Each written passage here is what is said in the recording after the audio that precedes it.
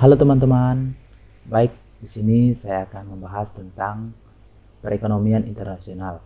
Baik sebelumnya, perkenalkan nama saya Yohanes Efritianus Odin.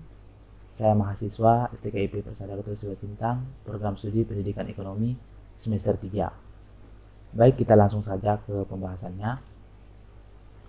Perekonomian internasional. Apa sih perekonomian internasional itu? Perekonomian internasional adalah ilmu ekonomi yang membahas akibat saling ketergantungan antara negara di dunia guna memenuhi kebutuhan manusia dalam hubungan antara pelaku ekonomi suatu negara dengan negara yang lain, baik dari segi perdagangan, investasi, pinjaman, bantuan, serta kerjasama internasional.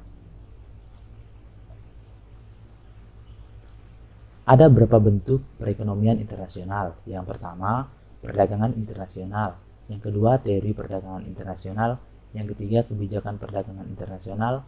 Yang keempat, pembayaran internasional. Yang kelima, neraca pembayaran. Yang keenam, sistem kurs valuta asing. Yang ketujuh, kerjasama ekonomi internasional. Baik, kita akan membahas satu persatu. Yang pertama, perdagangan internasional. Apa sih perdagangan internasional itu? Perdagangan internasional adalah perdagangan yang dilakukan oleh penduduk suatu negara dengan penduduk negara lain atas dasar kesepakatan bersama. Penduduk yang dimaksud dapat berupa antar perorangan, individu dengan individu, antara individu dengan pemerintah suatu negara, atau pemerintah suatu negara dengan pemerintah negara lain. Adapun manfaat perdagangan internasional itu, yang pertama, memperoleh barang yang tidak dapat diproduksi di negeri sendiri. Maksudnya adalah banyak faktor-faktor yang mempengaruhi perbedaan hasil produksi di setiap negara. Faktor-faktor tersebut diantaranya kondisi geografis, iklim, tingkat penguasaan iptek. Dengan perdagangan internasional, setiap negara mampu memenuhi kebutuhan yang tidak diproduksi sendiri. Yang kedua, memperoleh keuntungan dari spesialisasi. Maksudnya adalah untuk memperoleh keuntungan yang diwujudkan oleh spesialisasi, walaupun suatu negara dapat memproduksi suatu barang yang sama jenisnya dengan yang diproduksi oleh negara lain, tapi ada kalanya lebih baik apabila negara tersebut mengimpor barang tersebut dari luar negeri. Yang ketiga, memperluas pasar dan menambah keuntungan. Maksudnya di sini adalah terkadang para pengusaha tidak menjalankan mesin-mesinnya atau alat produksinya dengan maksimal karena mereka khawatir akan terjadi kelebihan produksi yang mengakibatkan turunnya harga produk mereka. Dengan adanya perdagangan internasional, pengusaha dapat menjalankan mesin-mesinnya secara maksimal dan menjual kelebihan produk tersebut ke luar negeri. Yang keempat, transfer teknologi modern. Maksudnya adalah perdagangan luar negeri memungkinkan suatu negara untuk mempelajari teknik produksi yang lebih efisien dan cara-cara manajemen yang lebih modern. Kita lanjut ke pembahasan berikutnya, yaitu teori perdagangan internasional. Teori perdagangan internasional ini terbagi menjadi dua bagian. Yang pertama, teori keunggulan mutlak, dan yang kedua, teori keunggulan komparatif. Yang pertama, teori keunggulan mutlak. Maksudnya adalah pada teori keunggulan mutlak dijelaskan bahwa perdagangan secara internasional akan memberikan keuntungan pada suatu negara dengan syarat negara yang melakukan produksi menetapkan harga lebih rendah dan dibandingkan dengan harga yang telah ditetapkan di negara lain. Yang kedua, teori keunggulan komparatif. Maksudnya adalah adanya teori keunggulan komparatif, yaitu suatu negara tidak mempunyai keunggulan secara mutlak pada produksi barang. Pada suatu negara bisa melakukan perdagangan secara internasional, yaitu memiliki barang yang paling efektif dan efisien untuk diproduksi.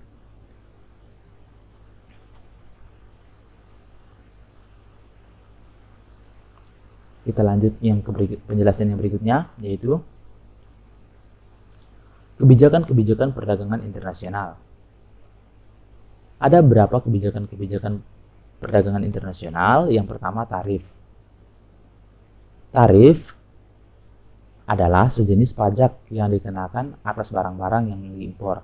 Tarif spesifik dikenakan sebagai beban tetap atas unit barang yang diimpor. Yang kedua, subsidi ekspor. Subsidi ekspor adalah pembayaran sejumlah tertentu kepada perusahaan atau perseorangan yang menjual barang ke luar negeri, seperti tarif subsidi ekspor dapat berbentuk spesifik. Yang ketiga, pembatasan impor. Pembatasan impor merupakan pembatasan langsung atas jumlah barang yang boleh diimpor. Pembatasan ini biasanya diberlakukan dengan memberikan lisensi kepada beberapa kelompok individu atau perusahaan. Yang keempat, pengekangan ekspor sukarela. Maksudnya adalah bentuk lain dari pembatasan impor adalah pengekangan sukarela, yang juga dikenal dengan kesepakatan pengendalian sukarela. Hal ini merupakan suatu pembatasan atas perdagangan yang dikenakan oleh pihak negara pengekspor dan bukan pengimpor. Yang kelima, persyaratan kandungan lokal. Persyaratan kandungan lokal ini merupakan pengaturan yang mensyaratkan bahwa bagian-bagian tertentu dari unit-unit fisik seperti kuota impor minyak Amerika Serikat di tahun 1960-an. Dalam kasus lain, persyaratan ditetapkan dalam nilai yang mensyaratkan pangsa minimum tertentu dalam harga barang berawal dari nilai tambah domestik. Yang keenam, subsidi kredit ekspor. Subsidi kredit ekspor ini semacam subsidi ekspor. Hanya saja wujudnya dalam pinjaman yang disubsidi kepada pembeli. Amerika Serikat juga kebanyakan negara memiliki suatu lembaga pemerintah, ekspor-impor bank, yang diarahkan untuk paling tidak memberikan pinjaman-pinjaman yang disubsidi untuk membantu ekspor. Kita lanjut ke pembahasan berikutnya, yaitu pembayaran internasional. Apa itu pembayaran internasional? Pembayaran internasional adalah pembayaran atas transaksi yang dilakukan oleh negara-negara yang terlibat dalam perdagangan internasional berdasarkan kesepakatan yang telah dirundingkan sebelumnya. Pembayaran dalam perdagangan internasional pada umumnya dilaksanakan melalui bank.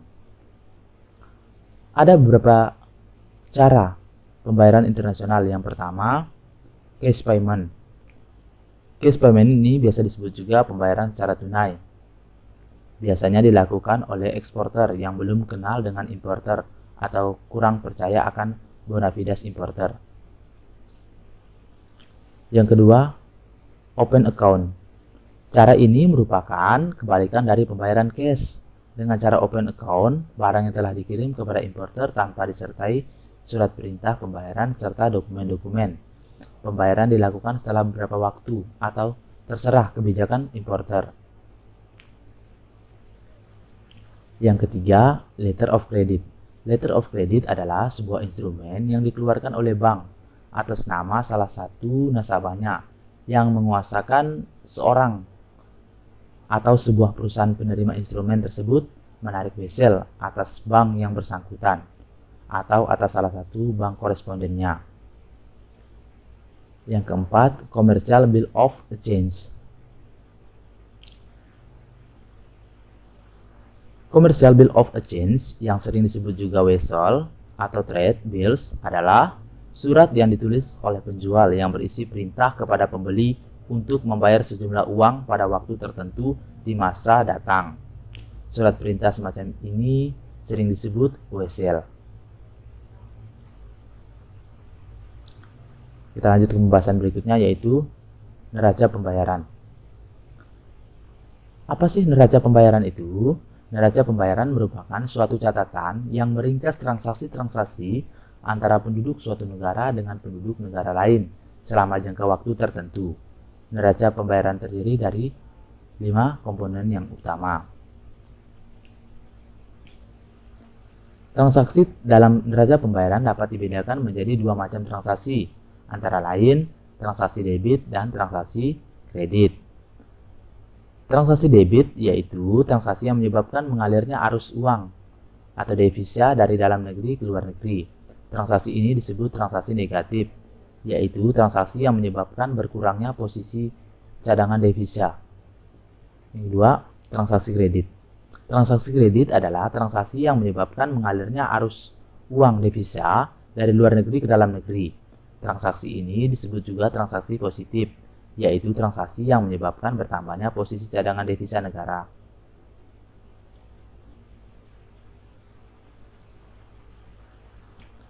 Sistem kurs valuta asing.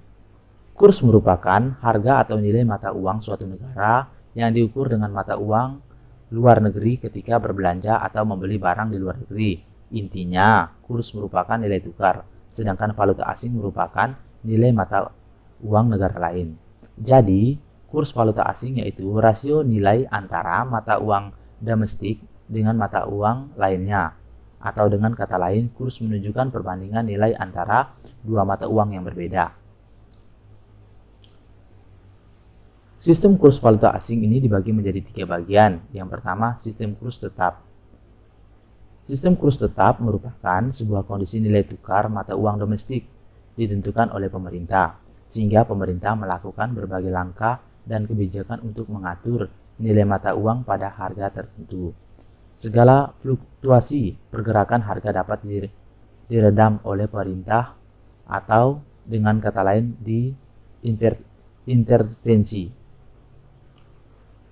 Yang kedua, sistem kurs bebas. Sistem kurs bebas merupakan pembuatan kurs tersendiri dari suatu permintaan dan penawaran dari mata uang asing, sehingga pemerintah tidak ikut campur dalam menentukan kurs mata uang yang akan ditukar. Yang ketiga, sistem kurs terkendali. Sistem kurs terkendali merupakan sistem yang dimana pemerintah dan pasar sama-sama memiliki kebebasan dalam menentukan nilai tukar mata uang, sehingga nilai tukar dapat bergerak bebas naik atau turun. Guna pemerintah di sini adalah untuk menghindari gejolak yang tajam. Kita lanjut ke pembahasan yang berikutnya, yaitu kerjasama ekonomi internasional. Apa sih kerjasama ekonomi internasional itu? Kerjasama ekonomi internasional itu adalah sebuah kerjasama ekonomi yang melibatkan dua negara atau lebih, baik dalam lingkup yang sama maupun berbeda, dengan hasil yang menguntungkan kedua negara tersebut. Kerjasama ekonomi dapat terjadi karena perbedaan kebutuhan dan keinginan suatu negara, di mana terjadi perbedaan letak geografis, sumber daya alam maupun sumber daya manusianya. Kerjasama ekonomi internasional memiliki banyak manfaat bagi negara yang melakukannya. Di antaranya yang pertama, meningkatkan pendapatan negara. Maksudnya adalah meningkatkan pendapatan negara. Di sini saya ambil contoh TKI, di mana TKI bekerja di luar negeri dan mendapat upah dengan kurs uang luar negeri. Oleh karena itu, ketika ingin berbelanja di Indonesia, harus menukarnya terlebih dahulu. Inilah yang membuat pendapatan negara meningkat dari pembelian rupiah. Selain itu, ada juga ekspor yang menambah pendapatan negara. Yang kedua, menjaga kestabilan harga dalam negeri. Maksudnya adalah kerjasama ini terjadi jika ada komoditas yang memiliki jumlah produksi lebih sedikit dari jumlah permintaan, sehingga menjadikan kenaikan harga di komoditas tersebut. Oleh karena itu, negara melakukan kerjasama dengan negara lain agar harga tersebut dapat dijaga, atau dengan kata lain adalah impor. Yang ketiga, memperluas ketersediaan lapangan kerja. Maksudnya di sini adalah manfaat ini dapat terjadi karena dengan kerjasama internasional, maka membuka perusahaan untuk ekspor sehingga jumlah produksi meningkat dan membutuhkan banyak manfaat power atau tenaga kerja, sehingga tenaga kerja lebih terbuka luas. Yang keempat, mempercepat pembangunan nasional. Maksudnya adalah kerjasama yang dimaksud adalah negara bisa meminjam ke Bank Dunia untuk memenuhi fasilitas nasional seperti bandara, pelabuhan, dan lain, sehingga jalur distribusi dapat berjalan dengan lancar. Baik, sekian saja pembahasan dari saya. Saya ucapkan terima kasih.